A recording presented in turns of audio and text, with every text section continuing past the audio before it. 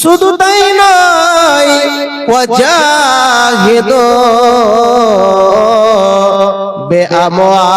বিআমওয়ালিহিম ওয়া আনফুসিহিম ফি সাবিলিল্লাহ।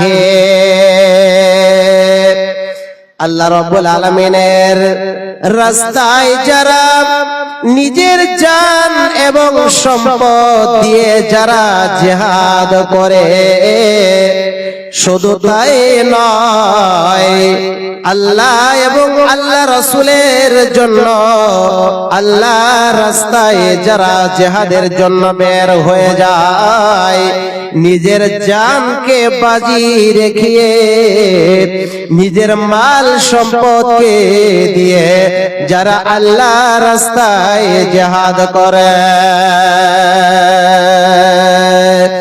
আল্লাহ রাব্বুল আলামিন বলছেন এরাই হলো প্রকৃত মুমিন। উলাইকা হুমুস সাদিকুন, এরাই হচ্ছে সত্যবাদী। পৃথিবীর জমিনে প্রত্যেক মুসলমান মুমিন হতে পারে না। বাপজান আমার, মা খালারা ভালো করে শুনবেন, আল্লাহ রাব্বুল আলামিন কিছুগুলেন আদেশ দিয়েছেন, কিছুগুলেন নিদর্শন দিয়েছেন। নামাজ পড়তে হবে, যাকাত দিতে হবে, হজ করতে হবে, সাদকা করতে হবে, আরো কিছু আমল আছে যেগুলিন আমল করলে মুমিন হতে পারা যায়। সেই জন্য আল্লাহ রাব্বুল আলামিন বলেছেন কখনো নয়, মুমিন কোনদিন গুনাহ করতে পারে না, পারে না, পারে না। একজন মুমিন যখন সে গুনাহ করতে যাবে, যখন তার হৃদয় ভিতরে গুনাহ করার জন্য জাগ্রত হয়ে যাবে, গুনাহ করার জন্য তার দিলের ভিতরে বলবে, নফসে আম্মারা যখন তাকে সিগন্যাল দিয়ে দেবে, ও ভাই তুমি গুনাহ করো, মুমিন কোনদিন যেন গুনাহ করতে পারে না। যখন শয়তান তাকে ওয়াসওয়াসা দিবে, শয়তান যখন তাকে ওয়াসওয়াসা দিবে, নফসের ভিতরে তাকে যখন ওয়াসওয়াসা পয়দা করবে, ডালবে, তখন ওই ব্যক্তিটি কোনদিন গুনাহ যেন করতে পারে না। দিলের ভিতরে সে বলবে, ইন্নী আখাফুল্লাহ, আমি আল্লাহকে যেন ভয় করি। যে মহান আল্লাহ রাব্বুল আলামিন চতুর্থ আসমান থেকে আরশ আজিম থেকে দেখছেন, যে মুমিন দিলের ভিতরে যখন গুনাহের কথা উদয় হয়ে যাবে, তখন আল্লাহ রাব্বুল আলামিনকে স্মরণ করে সে নিজের নফসকে যেন কন্ট্রোল করে নেবে, আর যেন সে গুনার দিকে ধাবিত হবে না। এরাই হলো প্রকৃত মুমিন। আল্লাহ রাব্বুল আলামিন সূরাতুল আনফালের মধ্যে বলেছেন, আয়াত নম্বর 1-2, আল্লাহ রাব্বুল আলামিন বলছেন, ইন্নামাল মুমিনুনাল্লাযীনা ইযা যুকিরাল্লাহু ওয়াজিলাত কুলুবুহুম ওয়া ইযা তুলিয়াত আলাইহিম আয়াতুহু যাদাতুহুম ঈমানা। আল্লাহ রাব্বুল আলামিন বলছেন প্রকৃত মুমিন ওরাই যাদের দিলের ভিতরে আল্লাহর ভয় থাকে। ইন্নামাল মুমিনুনাল্লাযীনা ইযা যুকিরাল্লাহু, আল্লাহর যখন তার দিলের ভিতরে স্মরণ পড়ে গেল, আল্লাহ রাব্বুল আলামিনকে যখন সে স্মরণ করবে, আল্লাহ রাব্বুল আলামিনের জিকির যখন সে করবে, আল্লাহ রাব্বুল আলামিন তার হৃদয়কে যেন প্রশস্ত করে দিবে। শুধু তাই নয়, 2 নম্বরে আল্লাহ রাব্বুল আলামিন বলছেন যারা মুমিন তারা কোরআন তেলাওয়াত করবে, যারা বেশি বেশি করে কোরআন স্টাডি করবে, কোরআনকে যারা পড়বে, আল্লাহ রাব্বুল আলামিন তাদের হৃদয়কে যেন ঈমানে পরিপূর্ণ করে দিবে। যারা কোরআন পড়বে, ওয়াজিলাত কুলুবুহুম ওয়া ইযা তুলিয়াত আলাইহিম আয়াতুহু যাদাতুহু ঈমানাও ওয়া আলা রাব্বিহিম ইয়াতাওয়াক্কালুন। যারা কোরআনের আয়াত পড়বে, স্টাডি করবে, বুঝবে, মেনে চলবে, আল্লাহ রাব্বুল আলামিন তাদের ঈমানের মধ্যে কি করে দিবে? বৃদ্ধি করে দিবে। বলেন সুবহানাল্লাহ। আর প্রকৃত মুমিন ওয়া আলা রাব্বিহিম ইয়াতাওয়াক্কালুন, তারাই আল্লাহ রাব্বুল আলামিনের উপরে সদা সর্বদা ভরসা রাখে। কার উপরে ভরসা রাখে একটু বলবেন? আল্লাহ রাব্বুল আলামিনের উপরে ভরসা রাখে। প্রকৃত মুমিন ওরাই, প্রকৃত মুমিন ওরাই যারা সদা সর্বদা আল্লাহ রাব্বুল আলামিনের উপরে ভরসা রাখে। বাড়ি থেকে যখন বের হয়ে যায়, ঘর থেকে যখন বের হয়ে যায়, তখন তারা আল্লাহ রাব্বুল আলামিনের উপরে ভরসা যেন রাখে। যতই দূরে দূর দূরান্ত ছুটে যাক না কেন, সফর করুক না কেন, তারা অবশ্যই আল্লাহ রাব্বুল আলামিনের উপরে ভরসা রাখে।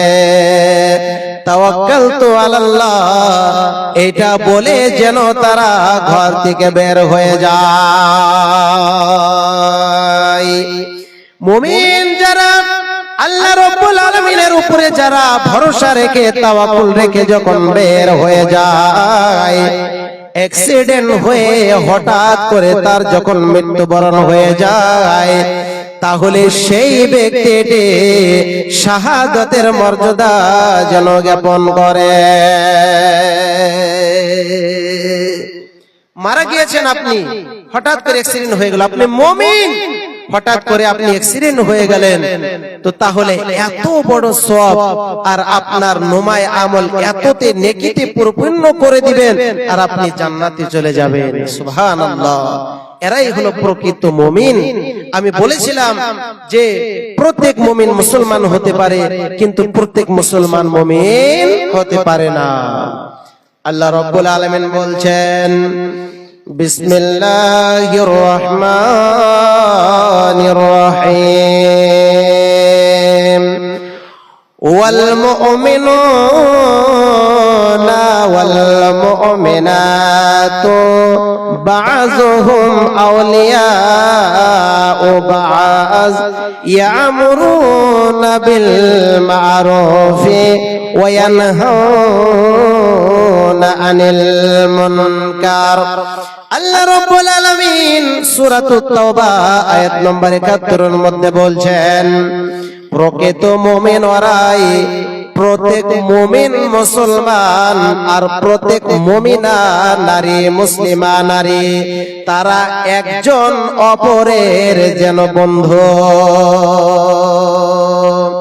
আউলিয়া উবাজ ইয়ামুরুনা বিল মা'রুফ, শুধু বন্ধু নয়, তারা সৎ কাজের যেন আদেশ প্রদান করে, আর অসৎ কাজকে যেন তারা নিষেধাজ্ঞা করে।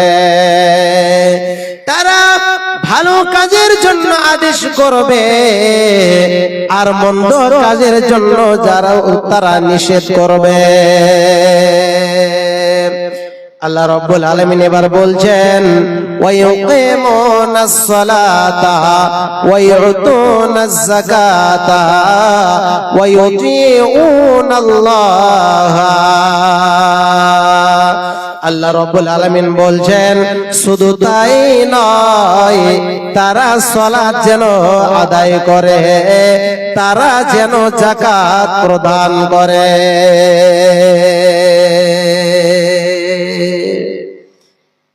এটা ছিল প্রকৃত মুমিন, প্রকৃত মুমিনের গুণ। তারা কি করবে? প্রত্যেক মুসলমান মার্দ, প্রত্যেক মুসলমান মুমিন আর প্রত্যেক মুসলিমা মুমিনা তারা একজন অপরের কি বন্ধু আল্লাহ রাব্বুল আলামিন বলেছেন। এগুলো হচ্ছে মুমিনের আওসাফ, মুমিনের গুণ আল্লাহ রাব্বুল আলামিন এই আয়াতে তুলে ধরেছেন। তারা একজন অপরকে কি বলবে, ভালো কাজের জন্য আদেশ করবে আর মন্দ কাজকে নিষেধাজ্ঞা করবে। তারা সালাত আদায় করবে এবং যাকাত আদায় করবে। তারা কি করবে? সালাত আদায় করবে এবং যাকাত প্রদান করবে। এগুলো হচ্ছে মুমিনের গুণ। আল্লাহ রাব্বুল আলামিন সূরাতুস সিজদা আয়াত নম্বর 16 এর মধ্যে বলেছেন, বিসমিল্লাহির রহমানির রহিম, তাতাজাফা জুনুবুহুম আনিল মাজাজি'i ইয়াদউনা রাব্বাহুম ওয়া খাওফান ওয়া তামাআ ওয়া মিম্মা রাযাকনাহুম ইউনফিকুন। আল্লাহ রাব্বুল আলামিন বলছেন, ও কৃষ্ণবাটির লোকেরা, হিমতাবাদের লোকেরা ভালো করে শুনবেন। আল্লাহ রাব্বুল আলামিন বলছেন, প্রকৃত মুমিন ওরাই যারা রাতের যখন তৃতীয় অংশ যখন হয়ে যায়, রাতের 4টি ভাগ আছে, 4টি ভাগের মধ্যে থেকে যখন তৃতীয় ভাগ হয়ে যায় আর 1 ভাগ থেকে যায়, আল্লাহ রাব্বুল আলামিন প্রত্যেক দিন সেই আরশে আজিম থেকে এই চতুর্থ আসমানে এসে আল্লাহ রাব্বুল আলামিন প্রত্যেক মুসলমানদেরকে ডেকে ডেকে বলেন, ইয়া ইবাদি ইন্নী হারামতুজ যুলমা আলা নাফসি। হাদিসটি কুদসি হযরতে আবু যার গিফারি রাদিয়াল্লাহু তাআলা আনহু বর্ণনা করেন। আল্লাহর নবীজি বলছেন, প্রত্যেক রাতে আল্লাহ রাব্বুল আলামিন চতুর্থ আসমানে এসে যেন বান্দা এবং বান্দিকে ডাকে। এই হাদিসটির তরজমা পরে করেছি, এই হাদিসটির ব্যাখ্যা পরে করেছি। এই কোরআনের ব্যাখ্যাটা আগে যেন তুলে ধরে নেয়। আল্লাহ রাব্বুল আলামিন বান্দাদেরকে ডাকে, কে আছো অভাবগ্রস্ত, আমাকে ডাকো, তোমার অভাবকে দূর করে দিব।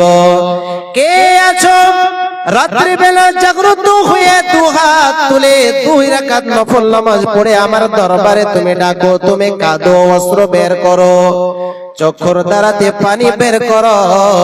আমি দয়াবান, আমি রহমান, আমি তোমার জীবনের গুনাহকে যেন মাফ করে দিব। কে আছো পাহাড় পরিমাণ গুনাহ নিয়েছো, আসমান এবং জমিনের মাঝে যত জায়গা আছে এই ফাঁকা জায়গা তুমি পূরণ করে দিয়েছো। এই পূরণ জায়গাগুলোকে তুমি গুনাহতে পরিপূর্ণ করে দিয়েছো, গুনাহতে ভরিয়ে দিয়েছো। আমি রহমান, আমি দয়াবান, আমি করুণাশীল। আমি সেই গুনাহকে একটি গুনাহকে আমি একটি একটি করে নেকিতে পরিপূর্ণ করে দিব। নারে তাকবীর। আল্লাহ রাব্বুল আলামিন বলছেন, তাতাজাফা জুনুবুহুম আনিল মাজাজি'i ইয়াদউনা রাব্বাহুম ওয়া খাওফান ওয়া তামাআ ওয়া মিম্মা রাযাকনাহুম ইউনফিকুন।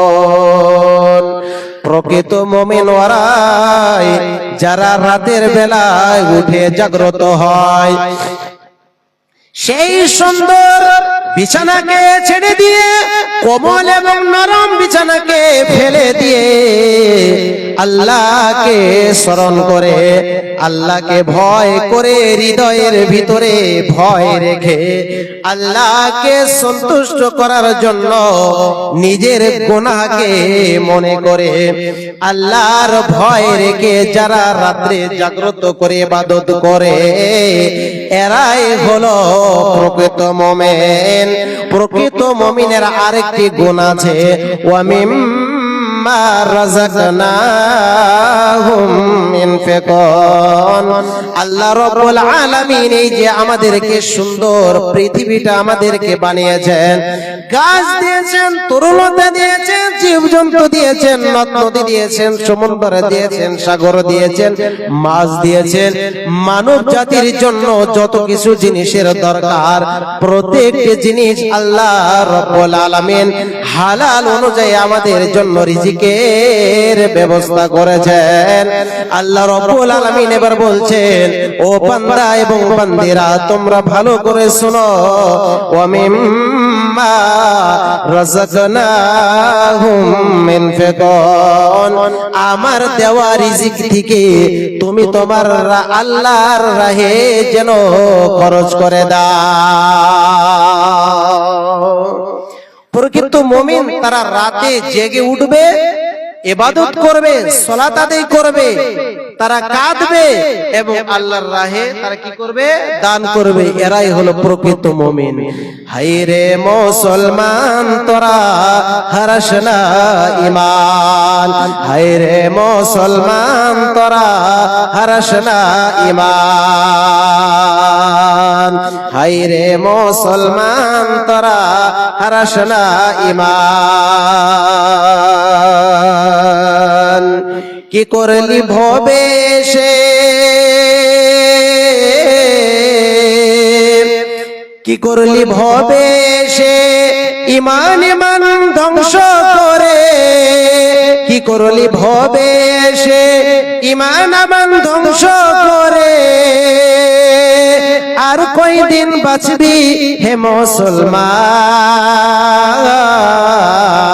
হায়রে মুসলমান তোরা কেমনে মুসলমান, হায়রে মুসলমান তোরা কেমনে মুসলমান। যদি পড়িস নামাজ রোজা থাকতো না তোর পাপের বোঝা, যদি পড়িস নামাজ রোজা থাকতো না তোর পাপের বোঝা। মরণকালে পাবি রে তুই জান্নাতের আধার, হায়রে মুসলমান তোরা হারালে ঈমান, হায়রে মুসলমান তোরা কেমনে মুসলমান, হায়রে মুসলমান তোরা কেমনে মুসলমান। অথয় বন্ধুগণ ভালো করে শুনবেন, আব্দুল্লাহ ইবনে হুযাফা রাদিয়াল্লাহু তাআলা আনহু তার একটি ইতিহাস ছোট করে সংক্ষিপ্ত ভাবে আপনাদের সম্মুখে তুলে ধরি। এই ইতিহাসটি কোথায় আছে, কোথায় পাবেন? আল বিদায়া ওয়ান নিহায়া একটি কিতাব আছে, এই কিতাবের মধ্যে সাহাবীদের ইতিহাস রয়ে গেছে। এই কিতাব থেকে আপনাদেরকে শোনাচ্ছি। ও কৃষ্ণবাটি মা বোন ও আমার বাপজানেরা ভালো করে শুনবেন, শোনার চেষ্টা করবেন। হযরত আব্দুল্লাহ ইবনে হুযাফা তিনি একজন ছোট সাহাবী ছিল, ছোট সাহাবী, যুবক সাহাবী, 15 কিংবা 16 বছরের সাহাবী। তিনি যেন কিছু বলেন সাহাবীদেরকে নিয়ে সে লিডারশিপ হয়ে তিনি রোম সম্রাটের কাছে চলে গেলেন। কিছু বলেন সাহাবীদেরকে নিয়ে রোম সম্রাটের কাছে গিয়ে ধরা খেয়ে গেলেন। রোম সম্রাটের বাদশা বলছেন, ও আব্দুল্লাহ ইবনে হুযাফা, তোমাদের আব্দুল্লাহ ইবনে হুযাফাকে নয়, ওই কিছু বলেন সাহাবীদেরকে জিজ্ঞাসা করেছেন, তোমাদের মধ্যে আজকে যে আমার কাছে এসেছো, তোমরা যে লড়াই করার জন্য, জিহাদ করার জন্য, যুদ্ধ করার জন্য আমার কাছে এসেছো, তোমাদের মধ্যে তোমাদের লিডারশিপকে, তোমাদের দায়িত্বশীলকে, তোমাদের রাজাকে, তোমাদের সরদারকে। তখন আব্দুল্লাহ ইবনে হুযাফা বললেন, লাব্বাইক লাব্বাইক। হাত, একটা হাত যেন উঁচু করে তাকে দেখে দিলেন, আমি আব্দুল্লাহ ইবনে হুযাফা, আমি তোমার সঙ্গে জিহাদ করার জন্য এসেছি, লড়াই করার জন্য এসেছি। তুমি যদি এই মুসলমানকে দিকে যদি আজাদ না করো তাহলে তোমার সঙ্গে যেন জিহাদ করব। দেখছেন ছোট্ট সাহাবী কোথায় যে আবদ্ধ হয়ে গেছে, ঘেরায় পড়ে গিয়েছে। বিশাল বড় রোম সম্রাটের বাদশা, এত বড় বাদশা, জালিম বাদশা, সে কোনোদিন মুসলমানকে খাতির করতেন না। মুসলমানকে ধরে ধরে নিয়ে কয়েদি করে ওই জেলখানাতে বন্দী করে দিতেন, আর তাদেরকে খেতে দিতেন না, তাদের কোনো খবরও নিতেন না। তো আব্দুল্লাহ ইবনে হুযাফা সেখানে ফেঁসে গিয়েছে। দেখেন তার ঈমানের পরীক্ষা চলছে এখন। তার ঈমানের কতটুকু পাওয়ার ছিল একটু বললেই আপনারা বুঝতে পারবেন। তো জাজ্জা আব্দুল্লাহ ইবনে হযরত আব্দুল্লাহ ইবনে হুযাফা সেই রোম সম্রাটকে বললেন যে তুমি যদি এই মুসলমানদেরকে যদি ছেড়ে না দাও তাহলে তোমার সঙ্গে আজকে জিহাদ হবে, লড়াই হবে। রোম সম্রাটের বাদশা সে যেন এত রেগে গেলেন, এত রেগে গেলেন, রেগে গিয়ে হযরত আব্দুল্লাহ ইবনে হুযাফাকে ডেকে আনলেন, তার কাছে ডেকে আনলেন, ইশারা করলেন, ওগো হযরত আব্দুল্লাহ ইবনে হুযাফা, তুমি আমার কাছে আসো, আমি তোমার সঙ্গে যেন দুটা কথা বলবো। হযরত আব্দুল্লাহ ইবনে হুযাফা ওই সাহাবীদের মধ্য থেকে এসে ওই রোম সম্রাট বাদশা যে চেয়ারে বসে আছে, কুরসিতে বসে আছে, হযরত আব্দুল্লাহ ইবনে হুযাফাকে যেন ওই রোমের বাদশা, জালিম বাদশার কাছে যেন তাকে বসিয়ে ফেললে। সবাই আতঙ্ক হয়ে গেলেন, চিন্তায় পড়ে গেলেন, আরে এত বড় জালিম বাদশা, আজকে তার সঙ্গে লড়াই হবে, জিহাদের জন্য ঘোষণা হয়ে গেছে। আর হযরত আব্দুল্লাহ ইবনে হুযাফা নিজেই বললেন যে আমি তোমার সঙ্গে জিহাদের জন্য এসেছি, লড়াই করব, তুমি যদি মুসলমানকে ছেড়ে না দাও, আজাদ যদি না করে দাও, তাহলে তোমার সঙ্গে লড়াই হবে, জিহাদ হবে। আর কিছুগুলি সাহাবীরা ভয়ে কম্পন মেরে উঠলেন যে কি যে হবে আজকে, আশ্চর্যজনক হয়ে গেলেন, চিন্তায় পড়ে গেলেন যে রোমের বাদশা, এত বড় জালিম বাদশা, তাকে হযরত আব্দুল্লাহ ইবনে হুযাফাকে তাকে তো মেরে ফেলা উচিত, তার সঙ্গে লড়াই করা, জিহাদ করার ঘোষণা করে দেওয়া উচিত। তা নয়, তা না করে তাকে তার কাছে এসে সুন্দরভাবে বসানো, পাশে তাকে বসানো হলো। বসে এবার বলছে, রোমের বাদশা তাকে বলছে, হযরত আব্দুল্লাহ ইবনে হুযাফা, তুমি শুনে নাও, ভালো করে শুনে নাও, তুমি আমার সঙ্গে জিহাদ করার জন্য এসেছো, এটা আমি শুনে অনেক খুশি হলাম, অনেক মুগ্ধ হয়ে গেলাম, আনন্দিত লাগছে।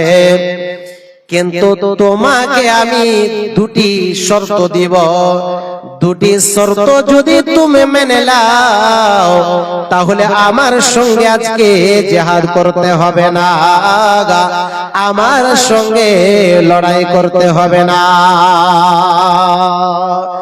দুইটি শর্তের মধ্যে নাম্বার 1, রোমের বাদশা, জালিম বাদশা এবার বললেন হযরত আব্দুল্লাহ ইবনে হুযাফাকে, হুযাফা রে, প্রথম আমার শর্ত হলো আমার ঘরে একখানা কন্যা সন্তান আছে, এত রূপবতী, এত সুন্দরী কন্যা সন্তান আছে, সেই কন্যা সন্তানকে যদি তুমি বিবাহ করে নাও তাহলে আজকে তোমাকে এবং তোমার যতগুলি মুসলমানকে দেয়া আছে সমস্ত মুসলমানকে যেন ছেড়ে দেব। কিন্তু শুনে নাও, পার্থক্যটা এটাই আছে, তুমি মুসলমান কিন্তু আমার জাতটা হলো, আমার ধর্ম হলো আমি খ্রিস্টান, আমিও খ্রিস্টান, আমার বংশধর খ্রিস্টান, আমার কন্যা সন্তান যেন আমার মেয়ে খ্রিস্টান। শর্তটা এটাই থাকলো তোমার কাছে, তুমি আমার কন্যা সন্তানকে বিবাহ করবে, আমি তোমার নামে আমার অর্ধেক আমি তোমার নামে আমার অর্ধেক, আমার বংশধর, আমার সম্পদ, আমার রাজ্য তোমার নামে যেন লিখে দিব। কিন্তু তোমার মুসলমান থাকা যাবে না। তুমি মুসলমান হয়ে আমার কন্যা সন্তানকে যেন বিবাহ করতে পারবে না। কন্ডিশন হলো তোমার মুসলমান ধর্মকে ত্যাগ করে দিয়ে, ইসলাম ধর্মকে ত্যাগ করে দিয়ে খ্রিস্টান ধর্ম গ্রহণ করে আমার কন্যা সন্তানকে যেন তোমার সঙ্গে বিবাহ দিয়ে দিব। দেখছেন ইমানের কত জ্বালা। হযরতে আব্দুল্লাহ ইবনে হুযাফা তিনি এত রাগে রাগান্বিত হয়ে গেলেন এই প্রস্তাবটি যখন, শর্তটি যখন শুনলেন, এতটাই রাগান্বিত হলেন, এতটাই রাগান্বিত হলেন, তিনি হঠাৎ করে বলে উঠলেন, আমি মরে যাব কিন্তু আমি ইসলাম ধর্মকে ত্যাগ করব না। আমি মরতে রাজি আছি, আমি প্রাণ দিতে রাজি আছি। তোর সম্পদও চাই না, তোর রাজ্য চাই না, তোর কন্যাও চাই না, তোর খ্রিস্টান ধর্মকে আমি কখনো যেন কবুল করব না। এই কথাটি শুনে রোমের বাদশা, রোম সম্রাট এতটাই রাগে রাগান্বিত হয়ে গেলেন, তার প্রজাকে, একটি প্রজাকে ডেকে এনে বললেন, যা যা একজন কয়েদিকে ধরে নিয়ে আয়, আমি দেখতে চাই হুযাফার ভিতরে কতটাই ঈমানের পাওয়ার আছে। যা একটি কয়েদি ধরে নিয়ে আয়। সঙ্গে সঙ্গে একটি কয়েদিকে ধরে আনা হলো, আর চলা দিয়ে বিশাল বড় একটি কড়াই পাতিলের মধ্যে গরম যেন টকবক টকবক করছে তেল গরম করা হলো। ওই তেলের মধ্যে ওই কয়েদিকে যেন ছেড়ে দেওয়া হলো। হযরত আব্দুল্লাহ ইবনে হুযাফা, ও আমার মা বোনেরা, ও কৃষ্ণবাটির লোকেরা, ও আমার বাপ জানেরা, ভালো করে শুনবেন। হযরত আব্দুল্লাহ ইবনে হুযাফার ঈমানের পাওয়ার দেখেন। হযরত আব্দুল্লাহ ইবনে হুযাফা ডেটে যেন দাঁড়িয়ে আছেন, বাকি সাহাবীগুলেন যেন দাঁড়িয়ে আছেন আব্দুল্লাহ ইবনে হুযাফার সঙ্গে। রোমের বাদশা, জালিম বাদশা ওই কয়েদিকে ধরে আনার পরে ওই প্রজাকে যেন হুকুম করলেন, আদেশ করলেন, টকবক টকবক করছে তেলের মধ্যে যেন তাকে ফেলে দেওয়া হলো। সঙ্গে সঙ্গে ওই মুসলিম কয়েদি, ওই মুসলমান কয়েদি, ওই মুসলমান সাহাবী তার সঙ্গে সঙ্গে ওই তেলের মধ্যে জ্বলে পুড়ে যেন মাংস গলেন, যেন দেহের মধ্যে থেকে যেন আলাদা হয়ে গেল, আর বাকি যেন হাড্ডি যেন রয়েছে, মনে হয় যেন এটা হাড্ডি কাবাব। তখনও হযরত আব্দুল্লাহ ইবনে হুযাফা তার ঈমানের উপরে অটল আছেন, দাঁড়িয়ে আছেন। এবার সঙ্গে সঙ্গে যখন হাড্ডি কাবাব হয়ে গেল, মাংসগুলি জ্বলছে গেল, ওই লোকটি যখন মারা গেল, এবার রোমের বাদশা আব্দুল্লাহ ইবনে হুযাফাকে ডেকে বলছেন, হুযাফা রে, এখনো সময় আছে, আমার শর্তগুলি তুই মেনে নে, আমি যেন তোকে ছেড়ে দেব। তখন হযরতে আব্দুল্লাহ ইবনে হুযাফা দুটি চক্ষু দিয়ে যেন অশ্র বের হইতেছে, পানি বের হচ্ছে, কান্নায় যেন সে ভেঙে পড়েছে। এবার যেন রোমের বাদশা তাকে বলছে, হুযাফা রে, মৃত্যু থেকে বড় যেন ভয় হয়, মৃত্যুকে তুমি ভয় করে তোমার জীবনটা যেন এখনই চলে যাবে বলে তুমি যেন ফুটফুট করে ছোট ছেলেদের মতো কান্না করছো। তখন এই কথার উত্তরে বললেন হযরত আব্দুল্লাহ ইবনে হুযাফা, ওই রোমের বাদশাহ, ওই জালিম বাদশাহ, আমি যেন মৃত্যুর ভয়ে কান্না করে না, আমি এটাই যেন মনে করছে আমি যেন মরে গেলে তুমি যখন আমাকে তেলের মধ্যে যখন ঢেলে দিবে, আমার গোশতগুলি যখন আলাদা হয়ে যাবে, ধ্বংস হয়ে যাবে, আমি হাড্ডি কাবাব যখন হয়ে যাব, আমি যখন মারা যাব, কিন্তু আমি শাহাদাতের মৃত্যু বরণ করব, এই জন্য যেন আমি কান্না করছি। দেখেন ইমানের কতটাই জজবা, ইমানের কতটাই পাওয়ার। তার সামনে জালিম বাদশা একজন কয়েদিকে এনে সেই টকবক টকবক জ্বলন্ত তেলের মধ্যে তাকে ঢেলে দেওয়া হলো। তৎক্ষণাৎ সে পুড়ে জ্বলে এবং মারা গেলেন, মৃত্যুবরণ করলেন। তখন ইমানের উপরে হযরত আব্দুল্লাহ ইবনে হুযাফা সাহাবী, আল্লাহ রাসূল সাল্লাল্লাহু আলাইহি ওয়াসাল্লামের সাহাবী, তিনি ইমানের প্রতি অটল আছেন।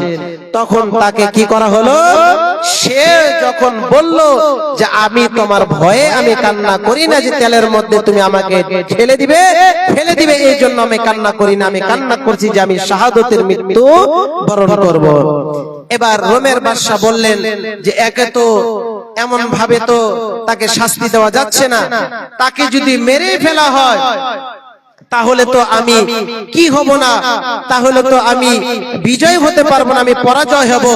ভালো করে শুনবেন কৃষ্ণবাটির লোকেরা, বাপজানারা, যে মানুষ যখন মারা যায়, একটা মানুষ মরে গেল, অটোমেটিক মরে গেল, তাহলে তারই হাতে তো বিজয় নাকি? আপনি কষ্ট দিচ্ছেন, কষ্ট দেওয়ার পর পর পর সে মরে গেল, তাহলে যে কষ্টকারী সে পরাজয় করলো, আর যে কষ্ট পেয়েছে সে বিজয় বরণ করলো। রোমের বাদশা বিশাল বড় চালাক, সে কি করলেন, সে মনে মনে ভাবলেন তাকে যদি তেলের মধ্যে ফেলে দেয় সে তো মরে যাবে তৎক্ষণাৎ, তাহলে তো আমি পরাজয় হয়ে যাব, তাকে তেলের মধ্যে ফেলবো না, তাকে ওই মুসলমানের কয়েদির মতো তাকে জেলখানায় বন্দী করে দিয়ে দাও, জেলখানায় আবদ্ধ করে দিয়ে দাও। এবার রোমের বাদশা তাকে তেলের মধ্যে ফেললেন না, সরাসরি যেন তাকে যেন ওই মুসলমান কয়েদিদের মতো যেন তাকে জেলে ভরানো হলো, জেলখানায় আবদ্ধ করে দেওয়া হলো। জেলখানায় যেন হযরত আব্দুল্লাহ ইবনে হুযাফা এবং বাকি সাহাবীগুলো যখন ওই রোমের বাদশা হুকুম জারি হয়ে গেল, আদেশ দিয়ে দিল হযরত আব্দুল্লাহ ইবনে হুযাফাকে তুমি জেলে বন্দী করে দাও। জেলখানার দারোয়ানকে বলে দিলেন তাকে খেতেও দিবি না, তাকে পান করতেও দিবি না, তার খোঁজ খবর নেবে না। কিন্তু জেলখানার মধ্যে একটি ডাক্তার রয়ে গেছে, ওই ডাক্তারকে বলে দিল, ডাক্তার রে, যখন দেখবে হযরত আব্দুল্লাহ ইবনে হুযাফা চলতে পারছে না, একেবারে মৃত্যুবরণ করতে চলেছে, একেবারে দুর্বল হয়ে পড়েছে, তখন তাকে চিকিৎসা করবে, তখন তাকে খাওয়া দিবে, খাদ্য দিবে, তার আগে যেন তাকে খাওয়া দিবি না। এমন করে করে কত কষ্ট করেছেন হযরত আব্দুল্লাহ ইবনে হুযাফা, তাকে খাওয়া দিতে দেওয়া হতো না, তাকে পানি পান করানো হতো না। এক এক মাস চলে গিয়েছে, 7 দিন চলে গিয়েছে, তখন হযরত আব্দুল্লাহ ইবনে হুযাফা দুর্বল হয়ে পড়েছে, ক্লান্ত হয়ে পড়েছে। ডাক্তার এসে গিয়ে দেখার পরে দেখে হযরত আব্দুল্লাহ ইবনে হুযাফা দুর্বল হয়ে পড়েছে, ক্লান্ত হয়ে পড়েছে, একেবারে যেন সে দুনিয়া থেকে বিদায় নিতে চলেছে। রোমের বাদশার কাছে গিয়ে বললেন, বাদশা গো, হযরত আব্দুল্লাহ ইবনে হুযাফা একেবারে দুর্বল হয়ে পড়েছে, একেবারে যেন দুর্বল হয়ে পড়েছে, তাকে যদি এখন খাবার ব্যবস্থা করা না যায় সে যেন মারা যাবে। বন্ধু আমার ভাইরা, ওরে আমার বাপজানেরা, ওরে আমার খালাজান মা বোনেরা, এবার রোমের বাদশা ওই ডাক্তারকে বললেন তাকে খাবার দিয়ে দাও। খাবারটা শুকরের মাংস তার সামনে হাজির করে দাও, আর তাকে পানি যেটা পান করাবে পানির সঙ্গে মদ মিশিয়ে দাও। এখানে একটা প্রশ্ন হতে পারে, ভাইজান, প্রথম তো ছিল তার ইমানের পরীক্ষা, যে ইমানটা কত অটল আছে হযরত আব্দুল্লাহ ইবনে হুযাফা। রোমের বাদশা তাকে কি করলেন, তার অর্ধেক সম্পদ অর্ধেক রাজ্য তার নামে লিখে দিতে চাইলেন। তাকে প্রথমে বলেছিলেন যে তুমি খ্রিস্টান ধর্মকে গ্রহণ করো, তোমার ইসলাম ধর্মকে ত্যাগ করে, সে তাও মানল না।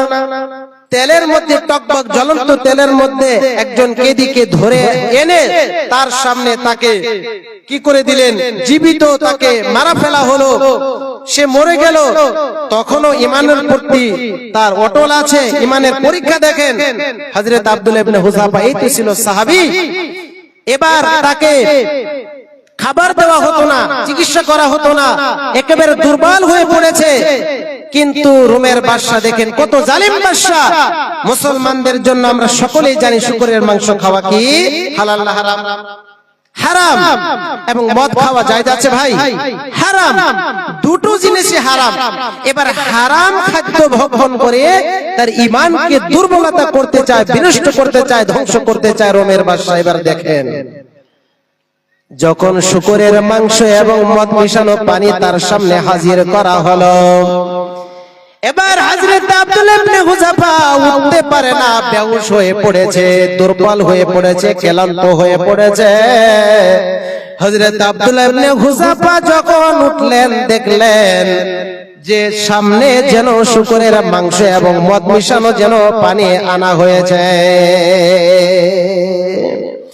ডাক্তার এবার বলছে, হুযাফা রে, রোমের বাদশা তোমার প্রতি দয়া করেছে, রহম করেছে, তুমি মৃত্যু বরণ করতে চলেছ।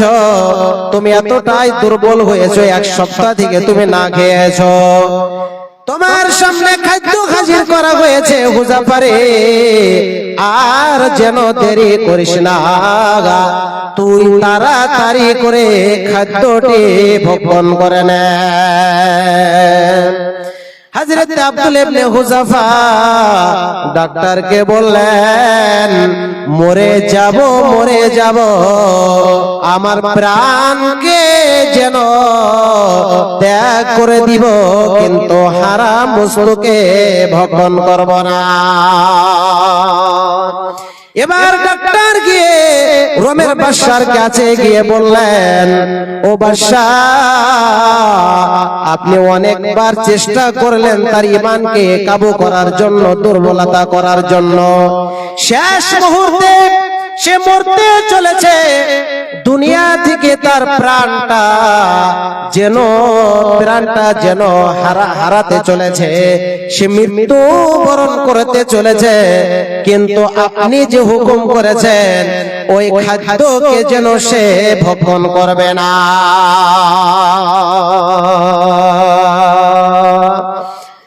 এবার রোমের বাদশা ওই ডাক্তারকে বললেন, ডাক্তার, হযরত আব্দুল্লাহ ইবনে হুযাফাকে আমার সামনে হাজির করে দাও। ওই ডাক্তার গিয়ে হযরত আব্দুল্লাহ ইবনে হুযাফাকে ওই কয়েদি থেকে, জেলখানা থেকে বের করে নিয়ে ওই রোমের বাদশার সামনে হাজির করিয়ে দিলেন। এবার রোমের বাদশা বললেন, হযরত আব্দুল্লাহ ইবনে হুযাফা রে, ওরে হুযাফা, তোকে তো এতই পরীক্ষা করলাম, এতটাই কাবু বানানোর চেষ্টা করলাম, তাও তুই মরে যাবে, কিন্তু আমার শর্তকে গ্রহণ করবি না, অ্যাকসেপ্ট করবে না। শেষ শর্তটি হলো, লাস্ট শর্তটি হলো, একটি শর্ত আমার কাছে বেঁচে আছে, এই শর্তটি যদি তুই মেনে নে, তাহলে তোকে আমি ছেড়ে দিব।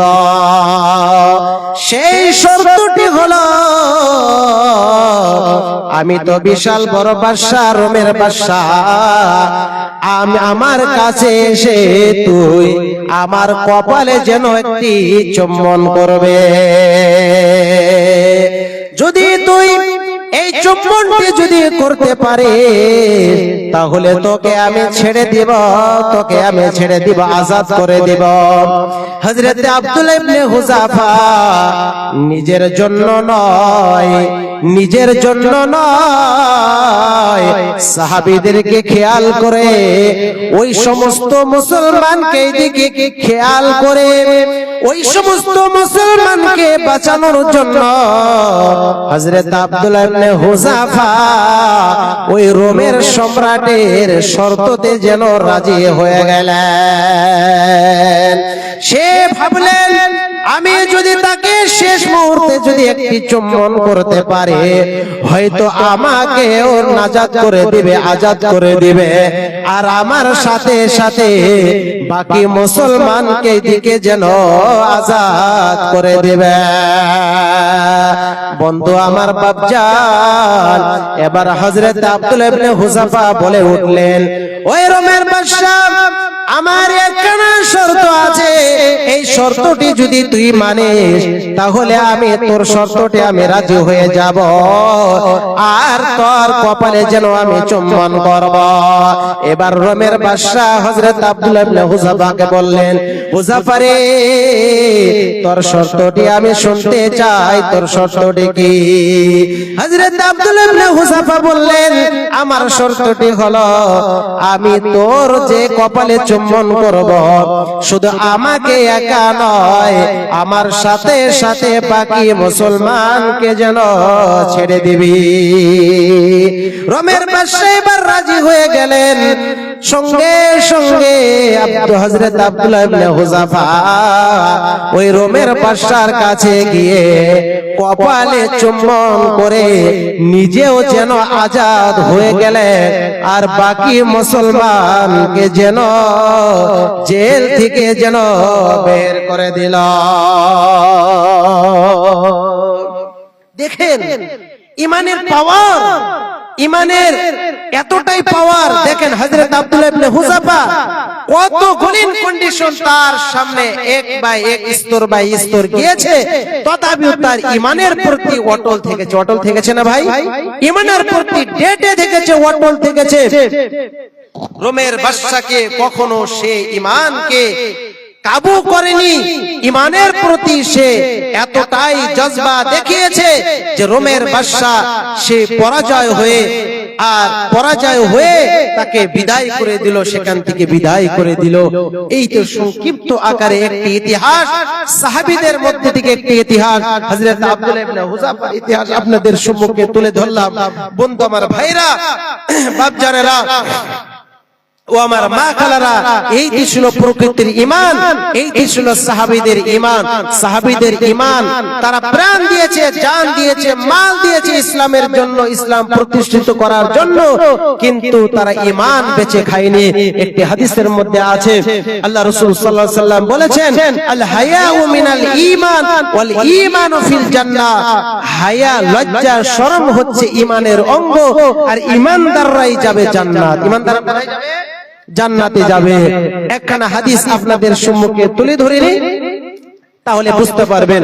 হযরতে আবু হুরায়রা রাদিয়াল্লাহু তাআলা আনহু আন্না রাসূলুল্লাহ সাল্লাল্লাহু আলাইহি ওয়াসাল্লাম, আল্লাহ রাসূল সাল্লাল্লাহু আলাইহি ওয়াসাল্লাম বলছেন, মান কানা ইউমিনু বিল্লাহি ওয়াল ইয়াউমিল আখির ফালইয়াকুল খায়রান আও লিয়াসমুত। আল্লাহ রাব্বুল আলামিনের নবীজি বলছেন, যে ব্যক্তি আল্লাহ এবং আল্লাহ রাসূলের প্রতি ঈমান আনবে, ঈমান রেখেছে, তারা যেন শুধু তাই নয়, ইয়াউমে আখিরাতের প্রতি যারা ঈমান নিয়ে এসেছে তারা যেন ভালো কথা বলে, নতস যেন চুপ থাকে। ওমান কানা ইউমিনু বিল্লাহি ওয়াল ইয়াউমিল আখির ফালইয়াকুন জারাহু।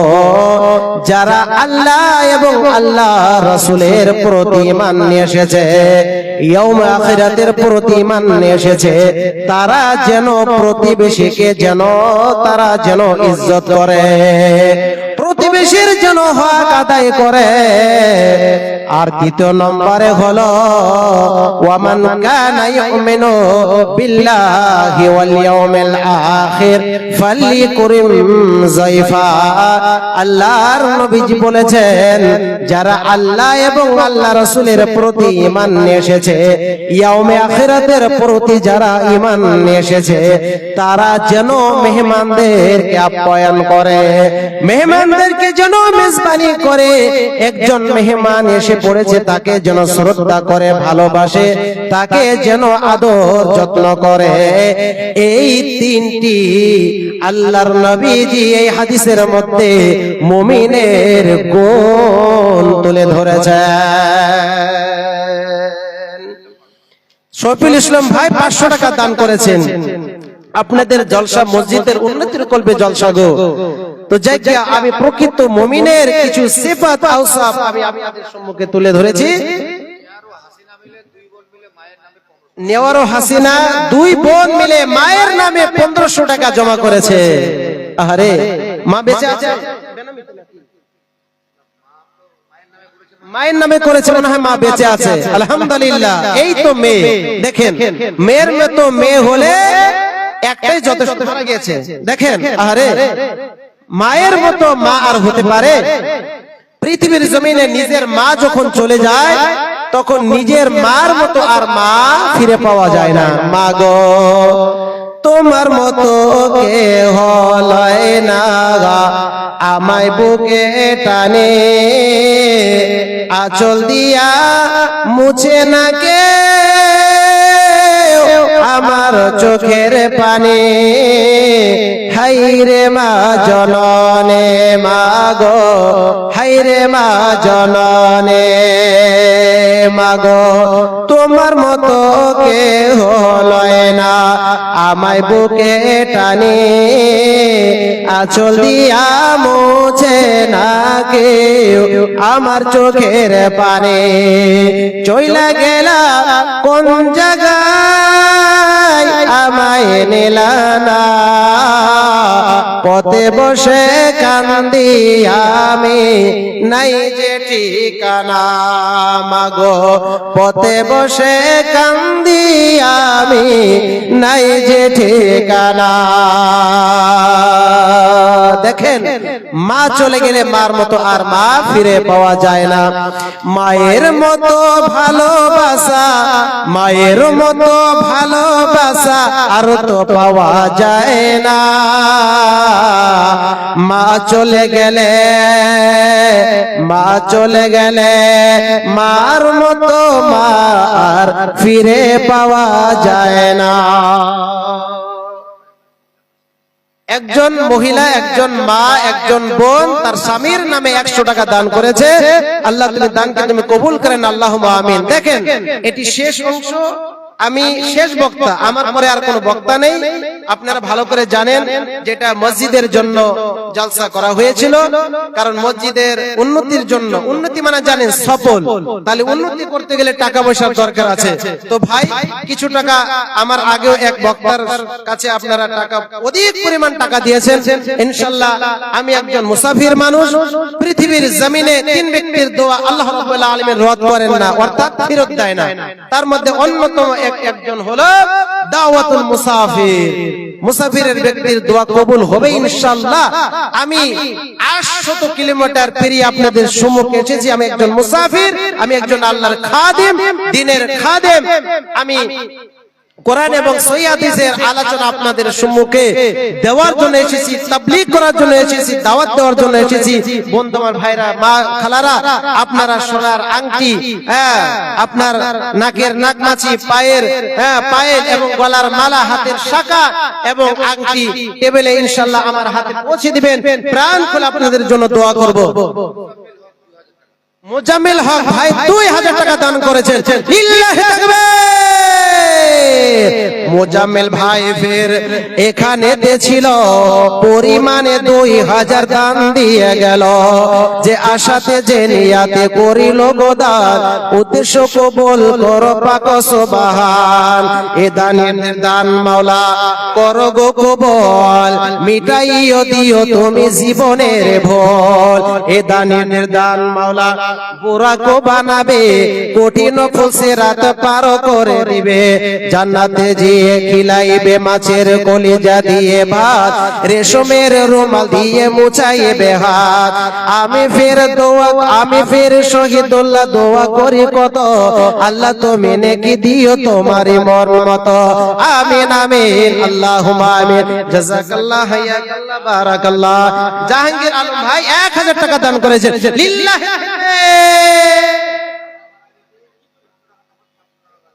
বাবা মারা গিয়েছে, আহারে ক্ষমা করি, বাবা মারা গিয়েছে। দেখেন বাবা মারা গিয়েছে, একজন ভাই এখানে চলে এসেছেন। আর বাবার মতো কি বাবা পাবে? আর ফিরে পাবে না। সয় সম্পত্তি রেখে গিয়েছেন, বেটা এখন ভক্ষণ করছে। বাবা পৃথিবীর জমিনে যদি গুনাহ করে থাকে, আমি আল্লাহর কাছে দোয়া করি একজন মুসাফির হয়ে, আল্লাহ তার সন্তানের মনের মকসদ কি তুমি পূরণ করেন। আল্লাহুম্মা আমিন, একটু আমিন বলেন। আল্লাহ তার বাবাকে কবরকে তুমি প্রশস্ত করে দাও, আল্লাহুম্মা আমিন। তার বাবা দুনিয়াতে যা ভুল ত্রুটি করেছে, গুনাহ করেছে, আল্লাহ তুমি maaf করে দাও, আল্লাহুম্মা আমিন। ভাইজান তার বাবার নামে 500 টাকা দান করেছেন, 300 টাকা নগদ আর 200 টাকা বাকি লিখে গেল। 500 টাকা বাকি, কত টাকা?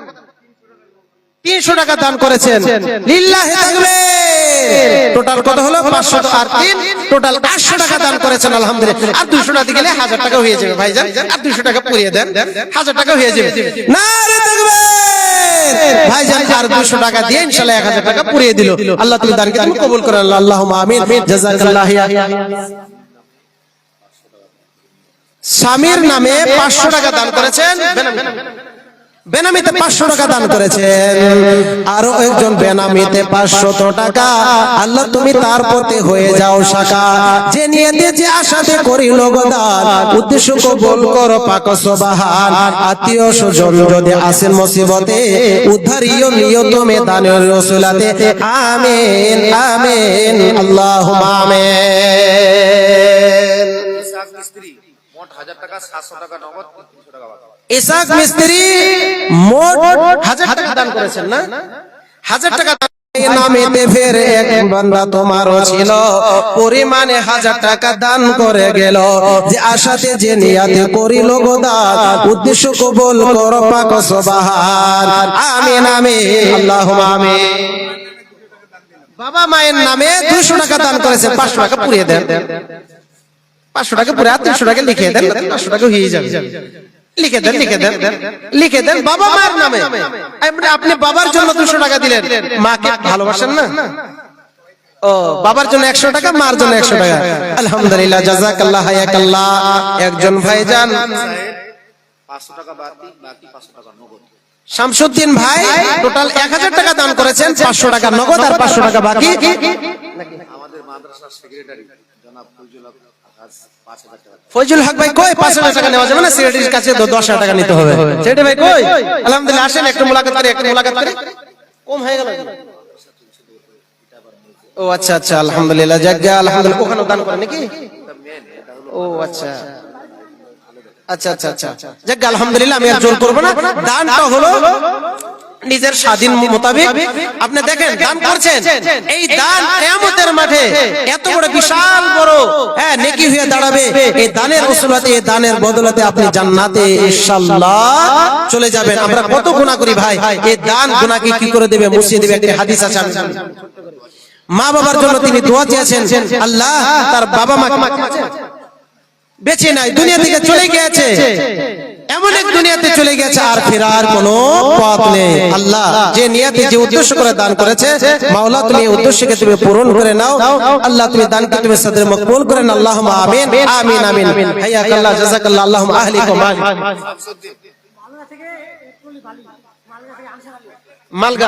মালগা থেকে আনসার আলী 1 টলি বালি দান করেছেন। নারে তাকবীর, লিল্লাহি তাকবীর। আনসার আলী ভাই 1 টলি মসজিদের জন্য, আল্লাহকে সন্তুষ্ট করার জন্য, আল্লাহকে রাজি খুশি করার জন্য এক টলি বালি দান করেছেন। আল্লাহ তুমি দানকে তুমি কবুল করেন, আল্লাহুম্মা আমিন।